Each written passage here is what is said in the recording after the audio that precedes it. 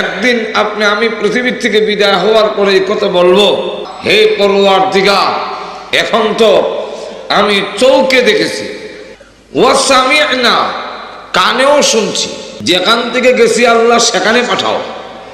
কেন যাবি? না'মাল সালিহা, নেক আমল করব।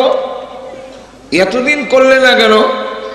আল্লাহ এতদিন পুরা 100% দৃঢ় বিশ্বাস ছিল না, আর এখন আল্লাহ এখন দৃঢ় বিশ্বাস হয়েছে, যেহেতু এখন দেখে ফেলেছি, কিন্তু আবার পৃথিবীতে আসার কোনো সুযোগ পাওয়া যাবে না। যারা বলেন ঠিক কিনা? তাই দুনিয়ার থেকে যাওয়ার আগে টার্গেটটা ঠিক করে যদি জীবন চালান, তাহলে গন্তব্যস্থানের দিকে যত সময় অতিবাহিত হবে আমার, তত সময় আমি আমার গন্তব্যস্থানের দিকে অগ্রসর হতে পারবো।